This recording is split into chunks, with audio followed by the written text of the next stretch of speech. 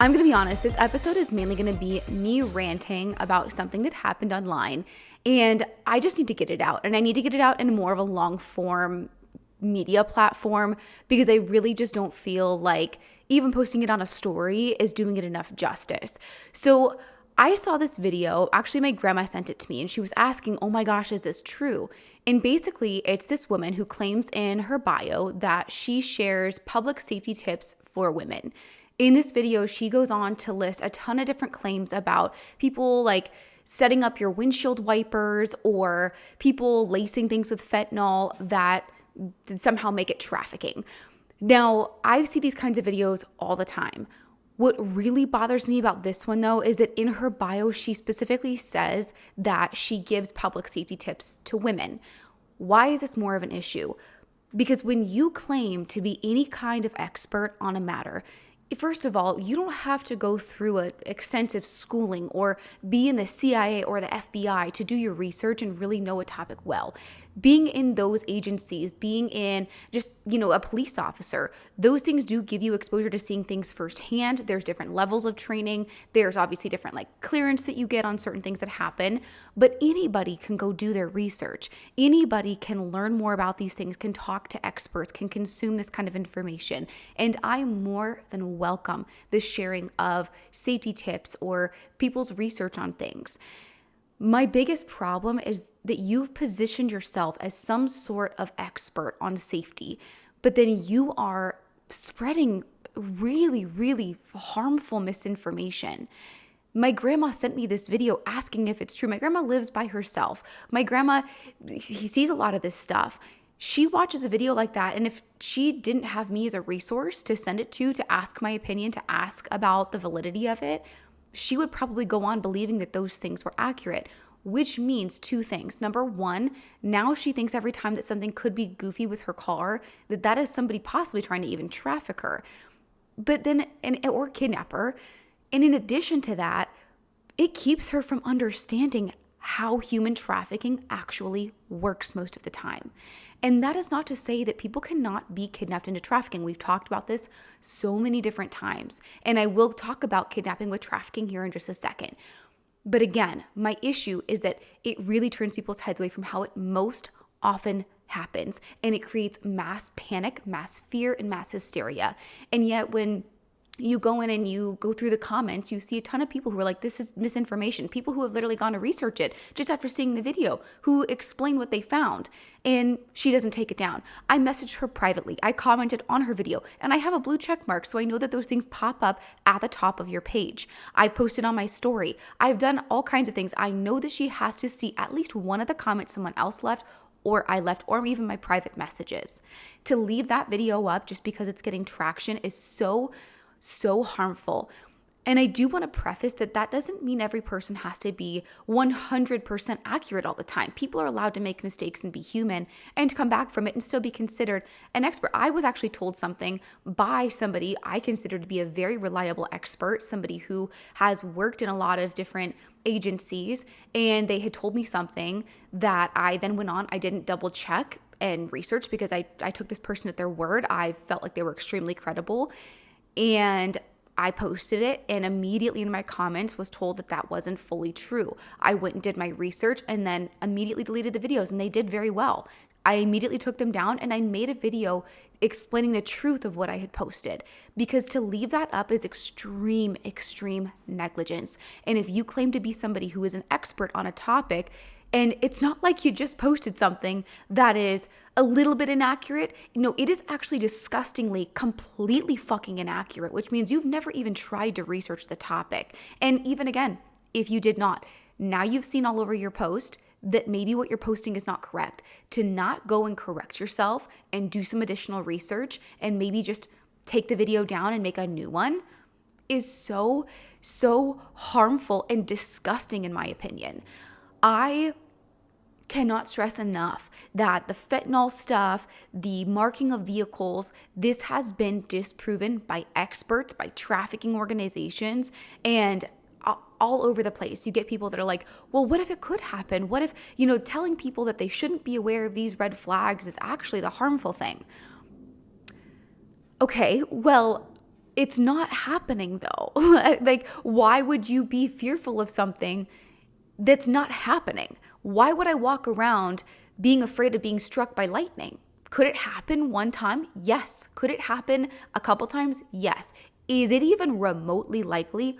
No. I was just actually in there was like a tornado warning that I was in the middle of a couple weeks ago or about a month ago, and there was a ton of lightning. Does that mean that I'm going to stop living my life? No, because I know the chances of actually getting struck. If you don't know the chances of these things happening, you live your life feeling like these things are actually much more prominent than they are.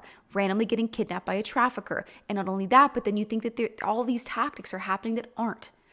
People like to believe these things because they feel more tangible, because most trafficking is actually very difficult to identify, and they make it that way. They prey on people who are otherwise vulnerable. If you think that a trafficker is just marking your car, lying underneath it, or, lacing dollar bills with fentanyl or things on your vehicle, it again makes it more tangible where you feel like you have more control. That's not how it's most often happening. Those things have never been connected to trafficking. Now, I want to really preface this whole episode with the fact that scary things can happen. I'm not discrediting that. I'm not discrediting someone's experience. I would never do that. But that does not mean that just because something scary happened, you jump on the internet and then claim it was trafficking with zero evidence, zero proof, and zero research, which is exactly what she's doing. And these things didn't even happen to her. So she took someone else's story, claimed it was trafficking, jumped on the internet, did zero research, has completely just chosen to turn a blind eye to all the comments she's receiving because she knows the video is doing well and it's gotten her a couple thousand followers. It's really, really negligent, especially when you give public safety tips to women in your bio because you're positioning yourself as an expert. So what's really going on here? With human trafficking, and we have so many episodes on this, we have experts that have come on talking about this. I can't say it enough. Yes, you can randomly get kidnapped into it. These tactics have not been proven to be using. If a trafficker is going to randomly kidnap someone, a lot of times they're still going to use some of the tactics they're using when they're looking to almost recruit and groom a victim. They're still looking for predictability. They're looking for a time when maybe they're in transition, like in a parking lot, coming out of a grocery store, sometime when they're maybe not as alert and aware. Maybe they have things in their hands. Maybe they're on the phone. Those are the moments they look to catch them off guard, because when you catch someone by surprise, they don't have time to process what's happening and respond to it. But before I get more into that, I want to talk about, again, how trafficking most often is happening. There is typically some kind of recruitment process. There's a grooming that takes place, because mentally and emotionally holding somebody within a trafficking dynamic is going to be a lot easier than physically restraining them where they know that they're being trafficked. And they're often not going to go for the grown woman in the parking lot if they're going to randomly kidnap somebody, especially into like sex trafficking. They're typically going for younger people. They're going to look for somebody that has a repeated presence somewhere, someone that maybe they also know has specific vulnerabilities, like an unstable support system. Maybe they're really in need of financial income. Those kinds of things, they look to target because they can easily provide those needs to somebody. So it starts with a casual conversation. They slowly introduce themselves to you, whether that's online, whether that's in person, in a romantic capacity. Maybe it's a business opportunity that just feels too good to be true. Now they start to build a relationship. Once that relationship is built, you start to trust this person. They feel like maybe they're even part of your inner circle, which makes it very easy for them to get mentally and physically close to you and manipulate you. Then they start to introduce the manipulative tactics. They start to maybe separate you from your support system. They make you think that your family, your friends are toxic. They start to monitor your communications. They start to monitor your transportation, and they position it as, they want to keep you safe. They want to XYZ, make your life easier. Maybe they have control of your money, your passport, your ID, and keeping in mind that trafficking can happen in many different ways. The two biggest forms are forced labor and sex trafficking. So there's, they could be taking advantage of you for labor, or they could be taking advantage of you to get, sexual explicit material, or of course, like sexual acts. That's typically what they're looking for. Again, there's kind of two main directions that this trafficking can go in. A lot of people tend to be very afraid of sex trafficking.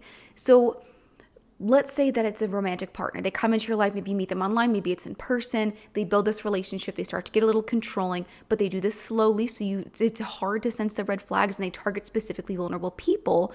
So the need they're providing is maybe overriding the red flags they start to feel. Then they maybe introduce that they have medical debt. They maybe can't make rent. And it's almost like they position it as you proving your loyalty to them, that they want you to go meet up with a client to get some money. Or maybe they, they tell you that they're really in need and you're the only person that can help them. They kind of make you feel like it's you and them against the world. They build this dependency where you need this person.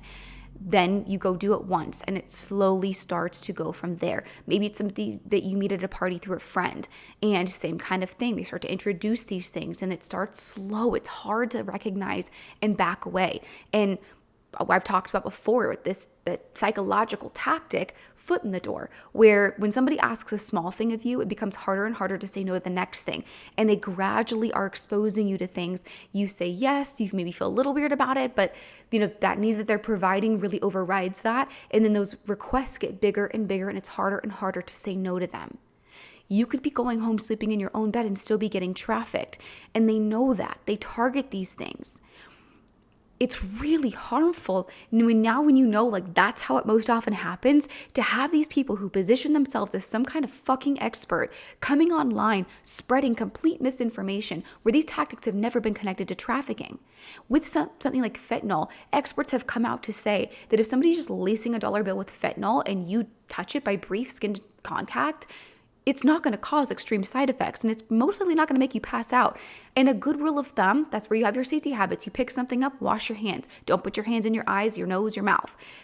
Good rule of practice, right? So have those safety tips in place, but understand that that's really not how it's happening. And if you think that idea through, why would they go through all the lengths of putting something on your car, lacing it, or hoping that you get distracted by the zip tie, the flyer, the windshield wipers, and then come grab you? They're already looking for people who are distracted. They target their ideal victim, somebody they feel won't go notice if they go missing, which is not going to be your well-connected suburban mom in the parking lot. And then they go and randomly swoop you up. Most of the time, this could also be happening in a way where they're almost getting you to participate in your own kidnapping. They could target kids on gaming consoles. This has happened. They make them think that they should run away from home and, again, in essence, participate in their own kidnapping. Please remember that these traffickers are smart. There's no reason for them to use these wild tactics because they're already targeting vulnerable people. And if they are going to randomly kidnap, a lot of times it's still not completely random. They look for somebody who is distracted, who is on their phone, who is otherwise not going to be able to see somebody coming or respond to them quickly, where they can overcome them very easily. They're looking for somebody who doesn't have that many escape routes. When they go to grab them, maybe they're targeted in the corner of a parking garage. They don't have anywhere to run to. They don't have anywhere to escape to. They're looking for somebody who's by themselves, who's isolated, especially if it's in, again, that dark corner of a parking garage late at nighttime and they're not paying attention. When you add all of those things together, that creates that ideal situation where they can quickly grab someone. But again, that's most likely not, if they're looking for somebody like a sex trafficking victim, they're not targeting that 35-year-old suburban mom. There's so many loose ends there, and that's not the target demographic that they're looking for. It's really keeping these things in mind, understanding how it happens, understanding the mind of a perpetrator, really thinking through what would this actually look like in practice. Like people lying on your car to slash your Achilles tendon. Okay, if they're actually lying underneath your car, first of all, you have to really take into account, hopefully, that they fit under your car. Then they're creating an entire scene. Now there's so many cameras in the area. They have to make sure no one's going to witness this happening. And now as messed up as this sounds, if they're grabbing this first person for sex trafficking, now this person's probably gonna have a very difficult time walking if they're slashing their Achilles tendon. And they're gonna need medical help. It's just thinking them through. They lace a random dollar bill and put it on the ground at the gas station, or lace a random gas station handle. Then they're gonna have to sit and wait, or they're gonna have to do it quickly while you're not paying attention, and then hope that the right person grabs it and passes out before they drive off. Or they're gonna have to follow you while you're behind the wheel, and you might pass out. They're waiting for that person that's gonna be alone. There's so many things, again, if that person is alone already and they would be easy to grab, they would just grab them. it's just frustrating. Like, and these tactics have never been linked to trafficking when you do your own research. So stop spreading the misinformation for clout. And I see it all over the internet. People don't give a shit because they know that it creates mass hysteria, mass panic. And then you have all these people who haven't done any fucking research that are in the comments like, well, who are you to say it hasn't happened? Because what if we just haven't heard the stories? Don't you think maybe we would have seen something, heard something of these things being substantiated and credible? And don't you think that there are investigations into these things? I mean, it's diabolical. And then when there are investigations and they find that it's not connected to trafficking, this is what it could be. Somebody trying to distract you, grab your things, or, there was this lady in, I believe it was, I want to say it was Tennessee, that had touched a dollar bill, so that she got drowsy and accredited to the dollar bill that she touched. And they run reports, they run tests, they have experts that come out, all disproven. Not to say that she didn't feel drowsy. That's not to say that she couldn't have felt scared in that moment. But that is to say that just because we think something could have been connected to something does not mean it was. It's allowed to be scary. It's allowed to freak you out. But that doesn't mean that you go draw these extreme conclusions. And again, I understand when people have things happen and they've seen all these videos that they post something like that online. I get that. They're not positioning themselves as an expert. They're just sharing their personal experience, which still could have been scary. But the people that do position themselves as experts absolutely have a fucking responsibility to do at least some preliminary motherfucking research on these topics they're big topics. They're scary things. Trafficking is a very real, prominent issue. But spreading that kind of stuff is so beyond harmful. And I don't know how we've gotten to a place in society and online that, first of all, there's no accountability. You can go look at so much other random shit that's tagged for misinformation, but then something like this that's so diabolically not true, no one cares. No one cares. There's zero accountability, and that stuff it has millions of views. How is that okay and allowed? One thing I can tell you is if somebody ever does try to kidnap you at random, they try to come and grab you, making noise, creating chaos can disrupt it where they leave the situation because it becomes too high risk. So screaming, looking for sensitive spots to strike, kicking, anything to try to create that chaos can spook them off. So fight back and remember that, again, the odds that happens are so slim. And a lot of times they are targeting those specific vulnerabilities, somebody without exit, somebody that's by themselves, somebody who is distracted, who gives them the element of surprise, somebody whose routines they can predict. So be mindful of those things, have your daily safety habits in place. And if something is weird with your car and feels off, you should absolutely pay attention to it. You should absolutely take any kind of measures that are going to make you feel more safe. If it's you at the grocery store, walk back in, have somebody escort you to your vehicle. If there is something weird on your car, you don't have to take it off. If there's something weird about your windshield wipers, you don't have to fix them, but get in your car and turn them on so they move. There's steps that you can take so you still feel safe. If something does feel off, and you should always trust your gut. You should always be aware, be mindful. But don't post online that was somebody trying to traffic you because you don't know that. And the research suggests that that's never been credible, that those things have never happened, and report it. If something does feel like it could have been trafficking, report it and let experts go research those things. And please do your own research. Don't take my word for it. And surely don't take the fucking nutcase online that's posting about it, claiming she gives public safety tips for women when there's comments all over her posts that it's not true. Don't take her word for it. Go research it. I have all kinds of places you can start researching, doing your own research, looking at credible sources. I have a whole Google Doc that's linked on all of our social media channels for you to go check out so you can look it up yourself. You should never take other people's word for things. Do your own research, and I highly recommend that. But what you'll find is that the people that do post that kind of shit aren't going to encourage you to do that because they know that it's not true. And they'll use this kind of roundabout reasoning of, well, it could happen. It could happen. This person said that this thing happened. Okay, but it wasn't trafficking. Yes, it was scary. Share their story. Encourage being alert and aware. But that does not mean it was trafficking. It's just beyond me. And remember that a lot of the times, these things rely heavily on them being able to control you, and they're being low attention to the situation. Those are the things they capitalize on. And if somebody is looking to randomly kidnap you, they're looking more for those things. They're not going to be putting stuff on your vehicle. It's going to be something where they've maybe watched you, they sense it's the right opportunity, and then they go for it. And it could involve a second person. It could involve, a vehicle that's ready for a quick escape. Those things can and have happened, absolutely. But they're most likely not tampering with your vehicle. They are most likely not putting chloroform on a rose or fentanyl on a rose. Like, that's one thing she claimed in the thing, was that they're, putting fentanyl on stuff. And it's just, when you really look those things up, it's not happening. And if you are worried about those things, just have your daily simple habits to mitigate the risk of it. But remember that it's not trafficking. There's no credible cases of that. You should be way more worried about the person who's coming into your life, who's looking to build trust with you, and be careful about the information you share. If people are asking for your routines, they're asking when you're by yourself, and especially if they don't know you very well, but they're still asking those questions, that doesn't mean that this person is automatically super dangerous, but those are questions that give somebody very intimate knowledge of your whereabouts, your predictability, and you should withhold that information. Withhold it until you completely trust them. That's why you keep a tight, close inner circle. That's why you don't go share your location on Find My Friends or Life 360 with random people, or have it on Instagram, because you don't know who's watching. And most of the time, your perpetrator who's looking to traffic you, who's looking to kidnap you or assault you, is going to be somebody that's close to you.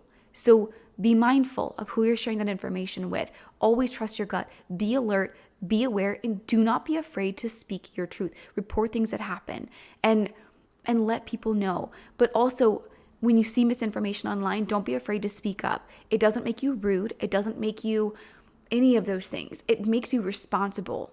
And hold people responsible for spreading accurate information, because when these things create mass hysteria, it turns our heads away from the very real and prominent risks. It is extremely negligent. It's extremely reckless to go posting this stuff, knowing now that it's not true, and then keeping it up because you're getting some follows and likes and comments and views on your page.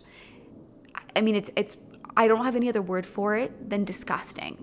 I don't care how good of a person you are. To do that is really fucked up, and you need to own your mistake. Take the video down, make another video that's accurate, that will also get traction. And I'll tell you, those ones don't get as quick a traction. It's taken me years to get videos that really get views on it, that spread the accurate information, because it doesn't create the emotional responses the other ones do.